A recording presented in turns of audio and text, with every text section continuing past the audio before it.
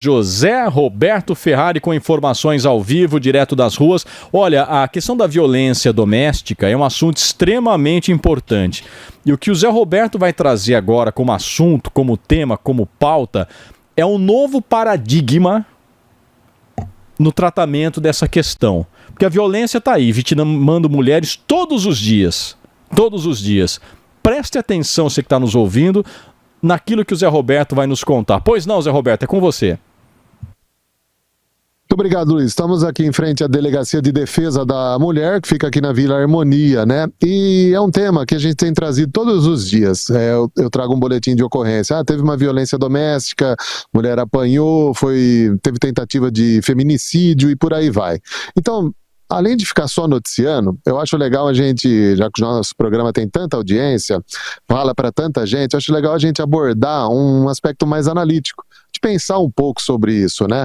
E um tema até polêmico, eu vou dizer assim, começou a ganhar coro em Araraquara no ano passado, quando a vereadora Fabi Virgílio, que está aqui do meu lado, criou esse projeto Laço Branco, que traz uma abordagem que eu acho que muita gente não concorda, outros até concordam, que a gente precisa ouvir também não só as mulheres que foram agredidas, elas são as vítimas, claro que sim, precisam ser ouvidas e acolhidas, mas esse projeto tem como um dos objetivos ouvir também o lado masculino, que é quem pratica essa agressão. Então eu vou trazer aqui os relatos para vocês analisarem ali, para a gente, vamos dizer assim, pensar mais sobre o assunto. Quem está comigo, além da Fabi, é a doutora Renata, que é psicóloga, e ela que faz esse atendimento com os homens agressores. Esse projeto começou no ano passado, em agosto, quase um ano. Doutora Renata, uma pergunta direta. Temos que ouvir também os homens, eles são parte importante dessa violência doméstica e ao fato da gente ouvir eles, pode ajudar a diminuir essa violência? Bom dia. Bom dia a todos. Sim, a gente precisa ouvi-los e na verdade a gente faz um grupo reflexivo nesse programa do Laço Branco. Pelo menos 6 participantes, né? A gente recebe o processo, faz a entrevista inicial e faz o grupo. E nesse grupo é reflexivo. Então, na verdade, eu sou uma mediadora, trago temas e eles refletem sobre isso. E aí temos machismo, temos a Lei Maria da Penha, falamos sobre gênero. E isso traz com que eles passam a refletir por que essa questão de violência existe, o que aconteceu com eles desde a infância. Então eles vão trazendo isso pra gente, eles vão trazendo no grupo, eles discutem sobre isso e refletem, que esse é o ponto mais importante do nosso grupo. É a autorreflexão e eles saírem dali pensando sobre isso.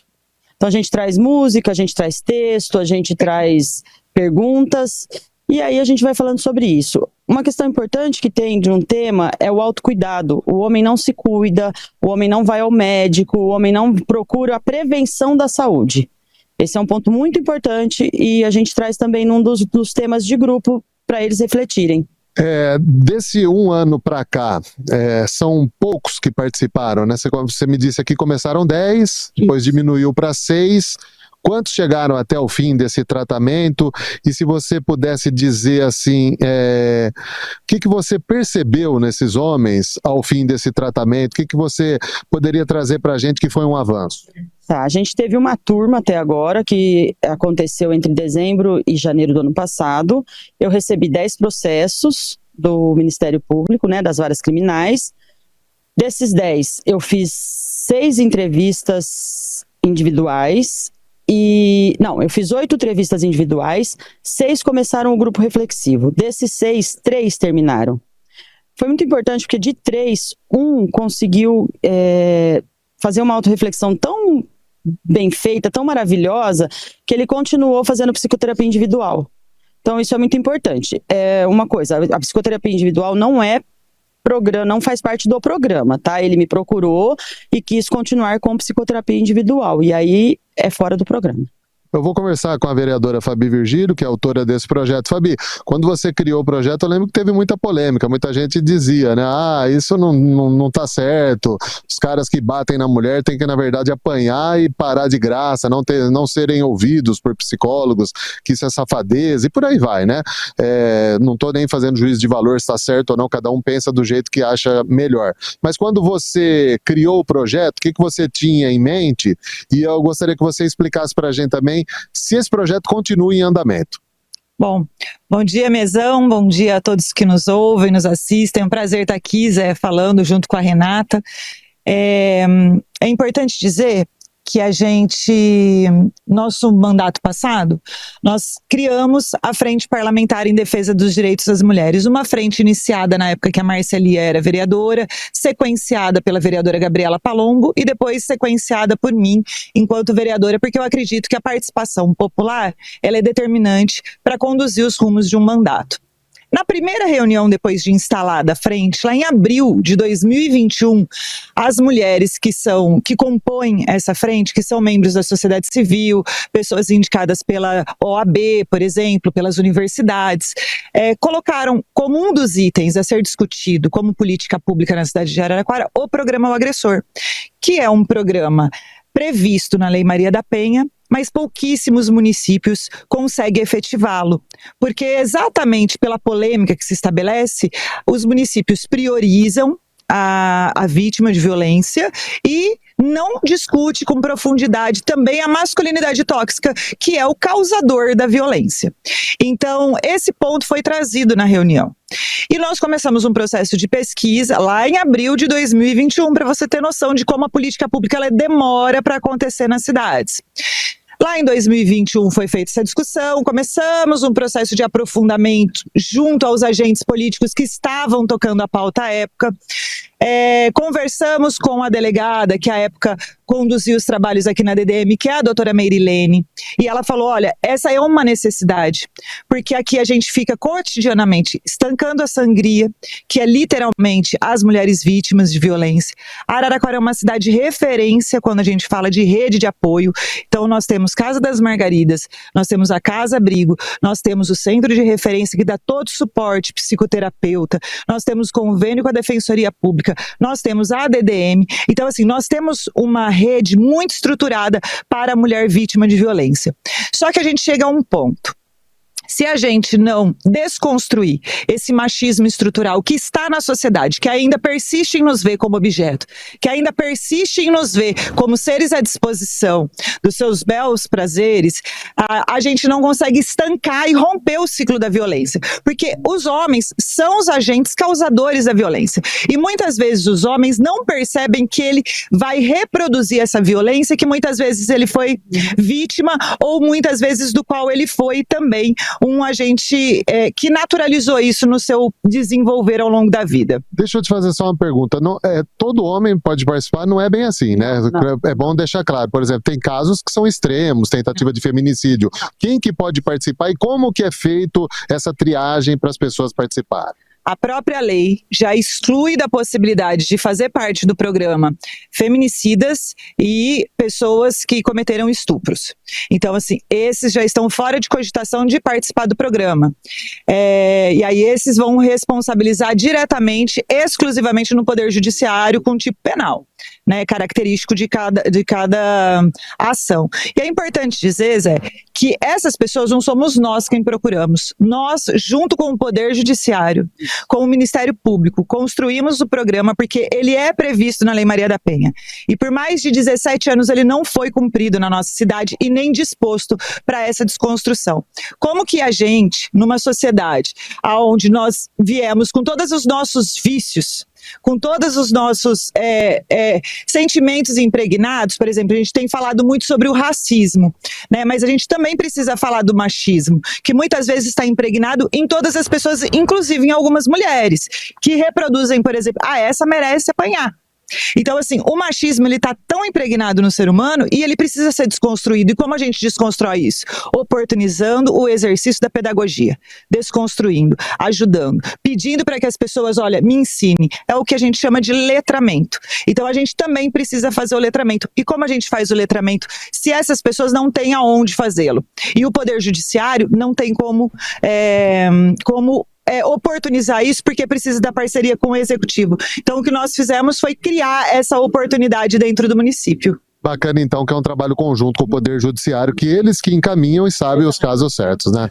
Porque, olha, eu acho que esse curso tem que ser até ampliado, né? Para além dos homens já enquadrados por agressão, para os homens que queiram ter acesso, porque eu sonho com uma escola que faça o letramento racial, o letramento de gênero. É a escola fundamental que a gente tinha que garantir isso, porque o processo de desconstrução demora uma vida inteira. Eu tô com 40 anos e sinto que eu ainda não me desconstruí dos valores machistas, misóginos, homofóbicos, racistas que me constituíram. A gente demora para largar essas malas no meio do caminho, você vai largando essas roupas, mas demora, é lento. Né? Tem gente pensando, nossa, mas são poucos os homens que concluíram essa etapa, né? Só 3. Mas eu acho que de 3 em 3 a gente é capaz de ir muito longe. Existe, Zé Roberto, um mecanismo de colher o feedback dessas mulheres, passado um tempo, dos 3, dos 6, enfim, olha, e aí, melhorou alguma coisa em casa? Seria importante ouvi-las, né? Se o curso está sendo aplicado em casa, né, Zé Roberto? Mas eu jogo aí para você complementar com a doutora Renata a conclusão. Só os homens apontados pela justiça podem participar ou, de repente, se alguém quiser se inscrever para também ouvir, que de repente quem vai se inscrever é quem não precisa, né? Quem precisa não reconhece. Pois não, Zé Roberto?